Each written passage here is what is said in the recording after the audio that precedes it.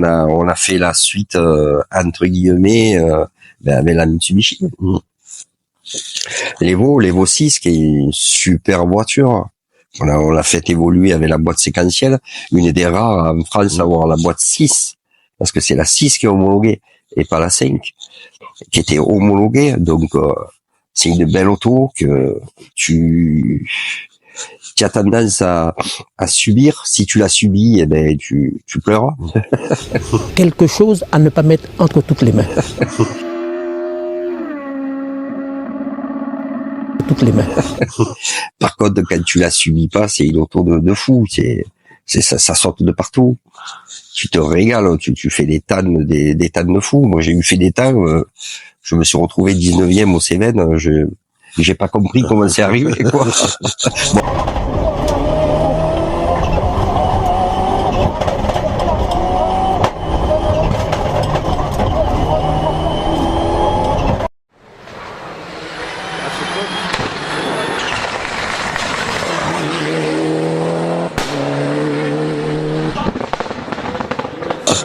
Bon, après, on se retrouvait dans un trou, mais bon, là, j'ai un peu plus compris, mais c'était vraiment la Mitsubishi, vraiment une auto, de folie, pour ça.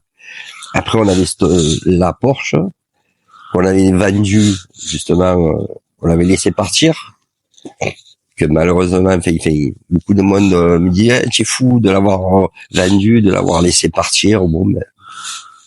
Au final, tu l'as racheté un peu plus tard. Un jour, ouais, j'ai eu l'opportunité. Ça faisait 5 ans qu'elle était partie. Elle avait pas roulé. C'était au moment du Covid. Moi, j'avais acheté une Delta Evo Evolution que je l'avais en Italie, une super belle Evo.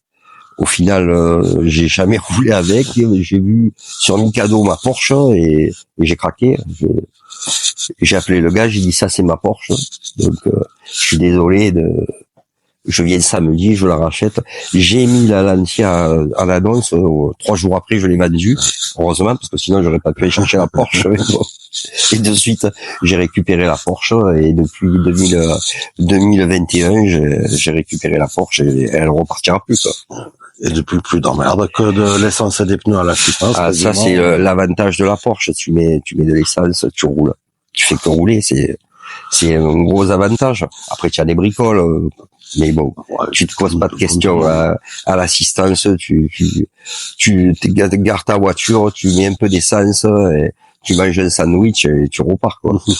C'est l'avantage de la Porsche. Voilà.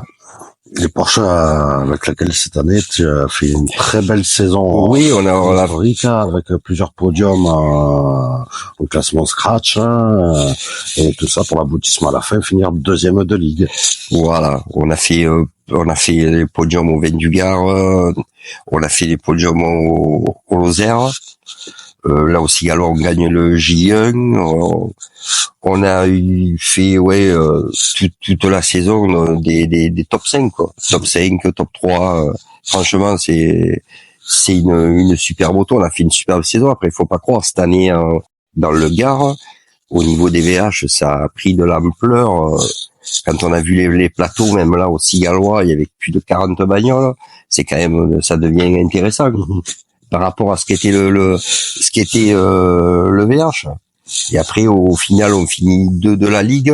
Bon, ben, c'est mon pote Didier qui a gagné, tant mieux pour lui. L'année prochaine, je t'attends. J'y réserve des cadeaux pour l'année prochaine, mais bon. Non, je rigole, non, franchement. Non, on finit 2 et voilà. Et encore les Porsche, c'est quand même pas si mal, puisque c'est une Porsche qui est championne de Ligue. Deuxième, une deuxième Porsche, c'est quand même joli. Les Porsche sont encore là, quoi. Comparé à des gens qui commencent à te parler des Clio, des Sileni, et la Porsche,